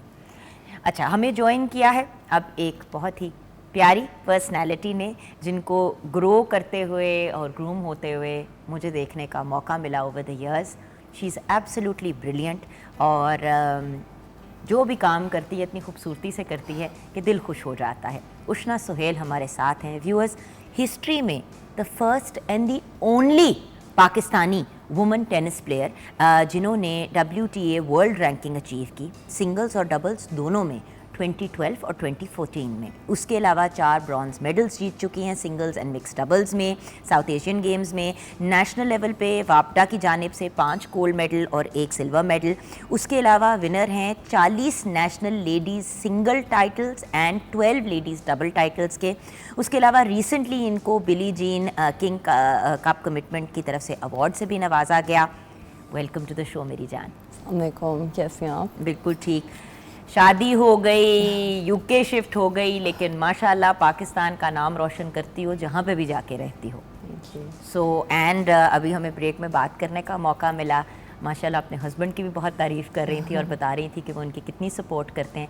तो व्यूअर्स, यही चीज़ें तो सबसे ज़्यादा इम्पॉर्टेंट है कि जब घर से बच्ची को सपोर्ट मिलती है और जब वो अपने घर की मतलब जो फिर नेक्स्ट स्टेज होता है अपने घर की तरफ जाती है, शादी होती है, तो जब मियाँ और ससुराल वाले सपोर्ट करते हैं तो उससे फिर उसकी कामयाबी में 4 चांद लग जाते हैं। राइट के रॉन्ग? बिल्कुल, very true. सो उष्णा के हस्बैंड को भी मैं कहना चाहूँगी थैंक यू, हमारी बच्ची का आप ख्याल रख रहे हैं और उनको गाइड भी कर रहे हैं and so happy to hear in the break जो सारी बातें हमारी हुई। और बड़े लोग आके मियाँ की बुराइयां करते हैं, इन्होंने तो आके सिर्फ तारीफें की और उनको बहुत क्रेडिट दिया, बड़ी प्यारी बात है। और पता है स्टार्स अक्सर देते भी नहीं है क्रेडिट, तो जो दे रही हैं तो बहुत बड़ी बात है, डबल बड़ी बात है। अच्छा, अब बढ़ते हैं हमारे मुल्क के और हमारे पाकिस्तान टेलीविज़न नेटवर्क के बड़े ही एक प्यारे साथी का, हमारे छोटे से साथी हैं हमारे। मुझे तो खैर बहुत खुशी है कि आज इस प्लेटफॉर्म पे साथ बैठे हुए हैं और मुझे इंटरव्यू करने का, बात करने का मौका मिल रहा है। हमारी बहुत सपोर्ट करते हैं मॉर्निंग एट होम की भी, और जब भी हमने कोई स्पेशल शोज़ किए हैं उसमें भी ये बात कहनी बहुत ज़रूरी है क्योंकि जो लोग आपका साथ देते हैं उनका नाम लेना बड़ा इंपॉर्टेंट है। तो अली हैदर हमारे साथ हैं। अब बाय प्रोफेशन तो वकील हैं बट स्टार डिबेटर भी हैं। 2 दफ़ा CM डिबेट गोल्ड मेडलिस्ट रह चुके हैं। Roll of honour and service excellent award से भी इनको नवाजा गया है। कौमी सतह पे 30 से ज़्यादा कॉम्पिटिशन्स में पार्टिसिपेट कर सके हैं। नेशनल लेवल पे भी और इंटरनेशनल लेवल पे दोनों हमें ये रिप्रेजेंट कर सके हैं पाकिस्तान में और पाकिस्तान से बाहर। सोशल एक्टिविस्ट भी हैं और पाकिस्तान के लिए बहुत सी सोशल इक़दामात ऐसे कर रहे हैं जिस पे फिर इनको सोशल वर्क पे अवार्ड्स भी दिए गए। कैसे हैं आप? अल्हम्दुलिल्लाह, मैं बिल्कुल ठीक हूँ। अच्छा, तो लेडीज़ फर्स्ट से शुरू करते हैं। आपको पता है अली, मैं कोशिश करती हूँ कि लड़कियों को पहले हम मौका दें। ये खास है प्रोग्राम का हमारा, माशाल्लाह। और आपने हमेशा इस बात पे मेरी दाद भी दी है। बिल्कुल मैं हमेशा जब भी हमने कभी डिबेटिंग या कोई भी ऐसे कंपटीशन करने होता है ना उष्णा, तो हमेशा मैं जब भी अली को कहा, अली हमेशा प्लीज़ कोशिश करना कि लड़कियाँ और लड़के बैलेंस में हमारे पास आएँ, और अगर कोई ट्रांसजेंडर या कोई भी है तो ज़रूर उनको अपॉर्चुनिटी देनी है। तो अली हमेशा कहता है मैडम आपके कहने से पहले आप ही मेरे जहन में यही बात थी कि बराबरी पे, इक्वालिटी पे लेके आए। उष्णा, अपनी जर्नी के बारे में ज़रा हमें गाइड करोगी अभी तक? जी, I've been to your show many times Yes, before, और माशाल्लाह। it's very good to see you after a long time. आप तो और, शादी के बाद मजीद और हसीन हो गई हैं माशाल्लाह। वैसे कैपेसिटी नहीं थी लेकिन हो गई। नहीं, very good to see you after a long time, और आपको भी माशाल्लाह इससे लुकिंग वंडरफुल। और मैं यही कहूँगी कि जर्नी का जैसे आपने शुरू से मतलब देखा है कि आई स्टार्ट टेनिस जब मैं 11 साल की थी, और वहाँ से मेरी एक जर्नी शुरू हुई। Coming from a tennis family, मेरे पेरेंट्स ने अल्हम्दुलिल्लाह ऑफ कोर्स बिफोर मैरिज बहुत सपोर्ट किया। और आई थिंक जैसे आपने अभी मेंशन किया है कि किसी भी लड़की का एक स्पोर्ट्स में रहना या आना, एक फैमिली सपोर्ट बहुत मैटर करती है, स्पेशली कमिंग फ्रॉम पाकिस्तान जहाँ पे स्पोर्ट्स को उस तरह से एक तवज्जो नहीं दी जाती। और स्पेशली बच्चियों का जहाँ तक ताल्लुक होता है वहाँ पे तो एक निगलेक्टेड एरिया ही रहा था। अब अल्लाह का शुक्र है कि हालात पहले से गेटिंग अ लॉट बेटर। जी बिल्कुल, और मैं कहूँगी कि अभी भी ऑफ कोर्स एक गुंजाइश बहुत ज़्यादा है इम्प्रूवमेंट की। और जहाँ तक मेरी जर्नी की बात है, it's been the same, it's been very up and down. हर फील्ड में आपके स्ट्रगल्स होते हैं जिसकी बेसिस पर you reach a point way you get a recognition. तो अल्हम्दुलिल्लाह even the latest award that I got by the Billie in the Billie Jean King Cup tournament, ये बहुत बड़ा अवार्ड है। जी, रिकग्निशन थी by the International Tennis Federation for my efforts. जो इतने साल मैंने 16 ईयर्स पाकिस्तान को रिप्रेजेंट किया है, तो और मेरी सबसे ज़्यादा विन्स हैं सिंगल्स और डबल्स में। तो उस बेसिस पर अल्हम्दुलिल्लाह मुझे इंटरनेशनल टेनिस फेडरेशन ने कमिटमेंट अवार्ड की एक रिकग्निशन दी है। और उसके साथ साथ अब कुछ आप बहुत अमेजिंग सा यंग लोगों के लिए करना भी चाह रही हैं, मैं उसकी तरफ अब आगे बढ़ूँगी। लेकिन what about you Ali, your journey? लेकिन ये गालिबन मेरे ख्याल से 3 या 4 क्लास की बात है कि मैंने अपने डिबेटिंग करियर का आगाज़ किया। और मेरे वालिद साहब शोबा तालीम से वाबस्तगी थी, तो वो अपने कुलीग के पास गए तो उन्हें कहते हैं कि मेरा बेटा तकरीर करना चाहता है, तो सर ज़रा इस पर थोड़ी सी नज़रसानी तो करिएगा।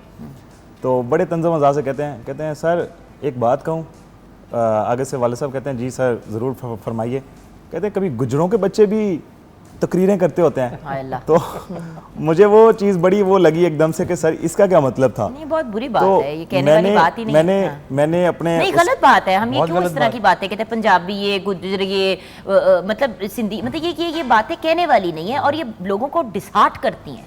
और मैंने अपनी लाइफ के अंदर बड़ी स्ट्रगल की है और मेहनत के साथ मैंने अपनी इस जर्नी को लेके चला हूँ। और वो शुरू से एक शौक और ज़ौक़ वाली बात थी कि बोलो ताकि पहचाने जाओ। हम ही को आता है जुरत इजहार का सिलिका सदा का कहत पड़ेगा, तो हम ही बोलेंगे। और वो हमेशा जिस तरह आप बोलने का मौका फराहम करती हैं, हम तकरीर की तरह करते हैं ना, तो एक स्पीड से हम सुना देते हैं। हाँ। तो ये हमें खुशी होती है कि जिस तरह अगर भी ऑलरेडी आप बात कर रही थी कि जब भी हमारे कोई स्पेशल प्रोग्राम्स होते हैं तो आपने हमेशा नौजवानों को प्रमोट किया है, उनको हमेशा आपने सराहा है और उनको अप्रिशिएट किया। You guys are our future.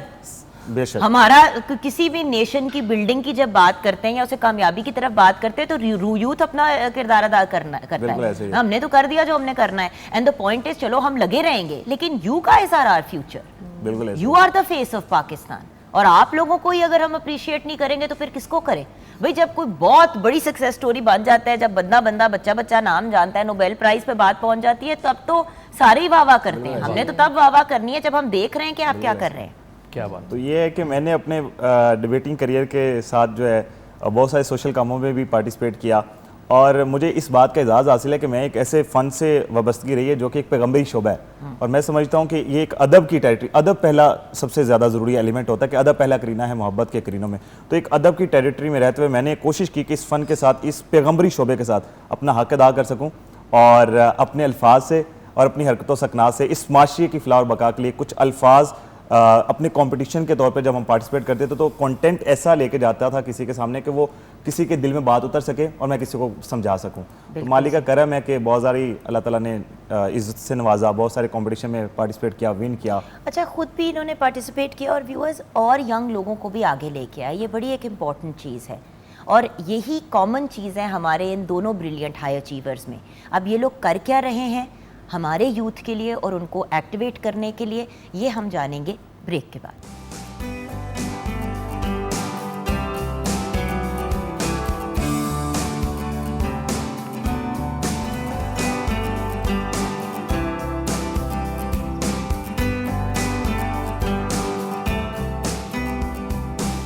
Welcome back from the break viewers. बहुत ही ब्रिलियंट पर्सनालिटीज़ हमारे साथ हैं, लेकिन एक ब्रिलियंट पर्सनालिटी ने किचन में भी चीज़ें तैयार कर दी हैं, तो उन पे भी नज़र डालते हैं। जी हाँ, यस, दाल मखनी रेडी है। उसके ऊपर हमने थोड़ा सा मक्खन ऐड कर दिया और इसको हमने अचारी लच्छेदार, क्रीम भी डाली है ऊपर से। यस, अच्छा, और अचारी लच्छेदार सैलेड के साथ सर्व किया है विद तड़के वाले rice. Thank you so much बेटा, लुक्स ग्रेट। ओके उष्णा, गेम प्लान क्या है, क्या करना चाहती हो देखें पाकिस्तान के लिए? जी, मैं इतने साल टेनिस में रहकर ऑफ कोर्स अभी मेरा गोल है, लाइक आई सेड, मैं एशियन गेम्स के लिए जाऊंगी इन सितंबर इंशाल्लाह to represent Pakistan in China. और this will be my 4th Asian Games इंशाल्लाह, जिसमें लगातार रिप्रेजेंट किया पाकिस्तान को और जीत के आओगी इंशाल्लाह। I will do my best. अरे आप ही ने बात कह दिया, याद रखना।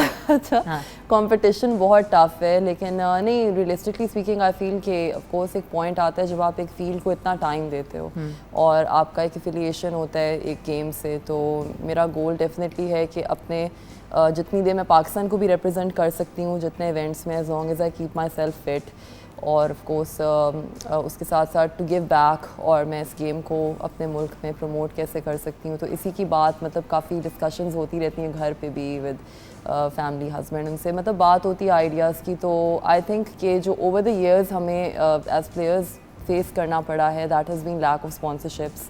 और बात पता है क्या है, जैसे कि मैं आपको भी कह रही थी कि उष्णा अगर कुछ बनाओगी, अगर एकेडमी बनाओगी या कोई ऐसी चीज़ बनाओगी जहाँ पे बच्चों को ट्रेन किया जाता है, तो मैं तो आपको प्रॉमिस करती हूँ ऑन एयर कि मैं अपनी बेटी नूर को ज़रूर आपके पास भेजूंगी, और and if it soon enough तो हसन को भी, क्योंकि मेरी बड़ी ख्वाहिश है कि मेरे बच्चे जो हैं वो, टेनिस एक बहुत ब्रिलियंट स्पोर्ट है।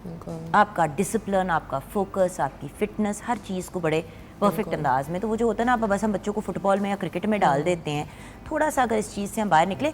Obviously hockey is our national sport, ज़रूर आप बच्चों को खिलाएं, स्क्वॉश भी खिलाएं, सारी चीज़ें खिलाएं, लेकिन स्क्वॉश हो गया, टेनिस हो गया, बैडमिंटन हो गया, ये बड़े अमेजिंग स्पोर्ट्स हैं डिसिप्लिन के पॉइंट। बिल्कुल ऐसा ही है। नहीं, उसमें देखें, आपने जैसे क्रिकेट की भी बात की, तो मैं इसको बिकॉज टाइम की ज़्यादा कितनी कमी है, तो टू द पॉइंट भी अगर मैं बात करूँ, उसमें मैं कहूँगी आप क्रिकेट में देखें, you have had coaches like Andy flower, जिन्होंने टीम को उठाया, उनको ऐसी फिटनेस ट्रेनिंग दी कि वो एक लेवल पे पहुँचे, उनकी स्ट्रेंथ एंड कंडीशनिंग पे वर्क किया, उन्होंने रिजल्ट्स दिए। तो कुछ ऐसा ही पाकिस्तान में अगर आप प्राइवेट सेक्टर स्पॉन्सरशिप्स को यूज़ करें and you hire a coach जिसका इंटरनेशनल एक्सपोजर खासा एक्सपोजर है, we have a coach Nick Brown in UK जिनका मेरे से बातचीत है, एफिलिएशन है, I shared my vision with him, husband से भी मतलब मेरे पेरेंट्स की भी बात हुई। तो अगर उस तरह की पर्सनालिटी, मतलब he is beaten Goran Ivanovic who was a former Wimbledon champion और वो फॉर्मर ब्रिटिश नंबर 1 है, तो उनसे पाकिस्तान में टेनिस डेवलपमेंट की जब बात हुई तो ऐसे कोचेज़ अगर यहाँ पर आकर उनमें इन्वेस्ट किया जाए, प्लेयर्स पे इन्वेस्ट किया जाए और वो हेल्प करें प्लेयर्स को, तो आप जब जितने आप अपने स्पैम को बढ़ाते हो तो किसी ना किसी पॉइंट पे मेहनत करके कोई ना कोई प्लेयर तो आगे निकलता है। तो आई थिंक इस तरह की चीज़ों पे फोकस करना इंपॉर्टेंट है, because when you talk about countries like Tunisia as well, वहाँ से आप देखें ऑन्स जबोर जो उनकी प्लेयर है वो भी विंबलडन फाइनल खेली है। वो ट्यूनीशिया का भी सिस्टम पाकिस्तान की तरह इट्स नॉट दैट डेवलप्ड, लेकिन आप उधर देखें साल में 30 to 40 टूर्नामेंट्स इंटरनेशनल होते हैं, उनका सिस्टम है टेनिस का प्रॉपर, वो इन्वेस्ट करते हैं इसमें।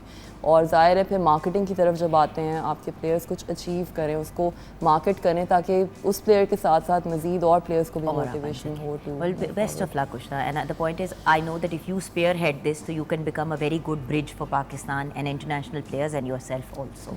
Best of luck. Thank बेटा. you. आपका क्या ख्वाब है लड़के? मैं जुगन being a lawyer, being a social activist और बीइंग अ डिबेटर, इन तीनों फील्ड्स को मैं समझता हूँ जो मेरे अभी तक के लाइफ का एक्सपीरियंसेस रहे हैं मेरे, मैं वो सबसे पहले तो अपने आने वाले नौजवानों में, जूनियर्स में डाइवर्ट करूँगा। ठीक है, कोशिश करूँगा कि मेरी अब आगे फ्यूचर में मेरा प्लान है कि बीइंग अ लॉयर मैं प्रैक्टिस कर रहा हूँ तो मैं आने वाले जो फ्रेशर्स हमारे लॉयर्स जूनियर्स होते हैं उनको कौन कौन से मसाइल दरपेश होते हैं, कौन से ऐसी चीज़ें होती हैं जो उनको मेरे ख्याल से पहले बताई जानी चाहिए, तो उनके हवाले से मैं इंशाल्लाह इसी साल में एक कन्वेंशन और कुछ ऐसे ट्रेनिंग वर्कशॉप्स लेकर आ रहा हूँ। और डिबेटिंग के हवाले से मैं डिबेटिंग सर्किट के लिए मैं अक्सर उनको कहता हूँ कि अदब के ऊपर मैं ज़्यादा ज़ोर देता हूँ। तो मैं इस फ़न से इस कदर प्यार करता हूँ, इतना मोहब्बत रखता हूँ और अटैचमेंट रखता हूँ कि मेरा दिल करता है कि मेरे पास कुछ होगा तो मैं अपने इस पैगम्बरी शोबे के लिए सब कुछ कुर्बान कर दूंगा सिखाने के लिए। अच्छा, कोई पैगाम दोगे यूथ को?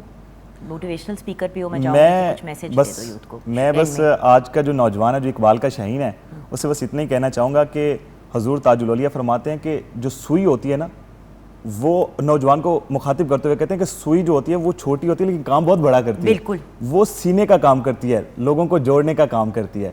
तो आज का जो नौजवान है, मैं उसे कहूँगा कि आपको एक दूसरे को जोड़ना है, अपने मुत्तहिद होना है, स्ट्रॉन्ग होना है। और चूँकि हमारा ये जो मंथ चल रहा है ये बड़ा ही खूबसूरत मंथ है हमारा, जिसके अंदर हमें पाकिस्तान की आज़ादी मिली, तो मैं आज के शाहीन को, इकबाल के शाहीन को बस यही कहना चाहूँगा कि आपने उस माँ का वो जज्बा भी याद रखना है कि जो लाशों को ढेर में उस ट्रेन पर रवां दवा होती है और अपने नौ निहाल बच्चे को उठाती है और वो बच्चा भूख प्यास से बिलक बिलक कर मर जाता है जुगन, और वो माँ जैसे ही सरजमीन मुल्क पाकिस्तान पर कदम रखती है तो वो कब्र खोती है, लेकिन ये नारा लगाती है कि मेरे बहादुर बेटे, ए मेरे जिगर के गोशे, मैंने तुम्हें पैदा किया गुलाम हिंदुस्तान में, लेकिन आज तेरी माँ तुम्हें दफन कर रही है आज़ाद पाकिस्तान में। ये जज्बा है उस माँ का। तो मैं आज का नौजवान से ये इल्तमास करूँगा कि आपने अपनी इन कुर्बानियों को नहीं भूलना और आपने इस आज़ादी को मनाना है, बहुत ही खूबसूरती के साथ मनाना और अपनी जान को भी बचाना है। ये वन व्हीलिंग और सीटियाँ मारना, बाजे बजाने से बालातर होते हुए आपने गुजारे। Thank you so much Ali, bless you both, congratulations on all your success और मज़ीद और कामयाबी की दुआ के साथ आज के हम अपने शो को क्लोज़ करेंगे। साद, कुछ कहना चाहोगे शो को क्लोज़ करते हुए? मैं ये कहना चाहूँगा कि हमें ऑप्टिमिस्टिक रहना चाहिए। मैं एजुकेशनिस्ट भी हूँ, तो मैं टीचर से ख़ास तौर पे ये गुजारिश करूँगा कि आपके सामने जो लॉट बैठी होती है, जो स्टूडेंट्स बैठे होते हैं, you need to be all the time optimistic, हमेशा पॉजिटिव रहे। साथ आपसे ही कुछ सुनते हुए शो को क्लोज़ करेंगे। फिर से हमारे जज्बे को उजागर करो।